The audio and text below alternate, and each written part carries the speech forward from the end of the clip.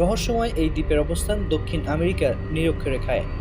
Balsa দ্বীপ নামেই পরিচিত এই দ্বীপ দক্ষিণ আমেরিকার ইকুয়েটরের নিকটবর্তী ১৩টি দ্বীপ নিয়ে গঠিত হয়েছে গ্যালাপাগোস দ্বীপপুঞ্জ। আর এই ১৩টি দ্বীপের অন্যতম একটি বালসা দ্বীপ।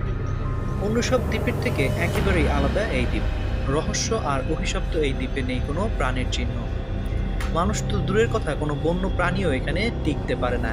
এমনকি এই দ্বীপে বৃষ্টিও হয় না।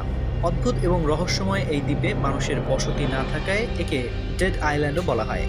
অনেকে এই দ্বীপটিকে বলেন অভিশপ্ত। রহস্য নিয়ে যুগ যুগ ধরে নিশ্চয়ই এই দ্বীপে একসময় ছিল মানুষের বাস। কয়েকটি জাতি এখানে বাস করতেন মিলেমিশে।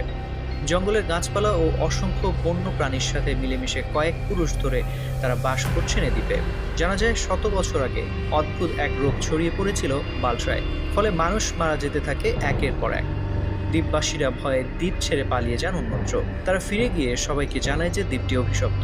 দ্বীপের আশপাশে কারো যাওয়া উচিত নয়। একবার চলে গেলে আর জীবন নিয়ে ফিরে আসা যায় না।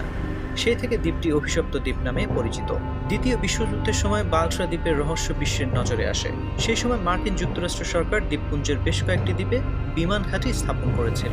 একজন এয়ারবাস অফিসার ছিলেন ফ্রান্সিস ওয়াগনার। তার মাধ্যমেই মানুষ প্রথম বালসা দ্বীপ সম্পর্কে জানতে পারে। এরপর অনেকের কাছে শোনা যায় এই দ্বীপের রহস্যের ব্যাপারে, যারা তাদের পরিবারের বয়স্কদের কাছে এই দ্বীপের গল্প শুনেছেন। আশপাশের অন্য আইল্যান্ডগুলোতে প্রবল বর্ষণ হলে বৃষ্টির একটি ফোঁটাও পড়ে না বালসায়। কি এক রহস্যময় কারণে বৃষ্টির ফোঁটাগুলো বালসায় মাটিতে পড়ার আগেই উড়ে চলে যায় অন্যদিকে। আশপাশে যতই বৃষ্টি হোক না কেন, এক ফোঁটা বৃষ্টিও পড়ে না এই দ্বীপে। দ্বীপের বেশিরভাগ অংশ থেকে মেঘ উড়ে যায় অন্যদিকে। এই দ্বীপের আরেকটি অদ্ভুত দিক হলো, এই দ্বীপে এলে অনেকেরই মানসিক সমস্যা হয়।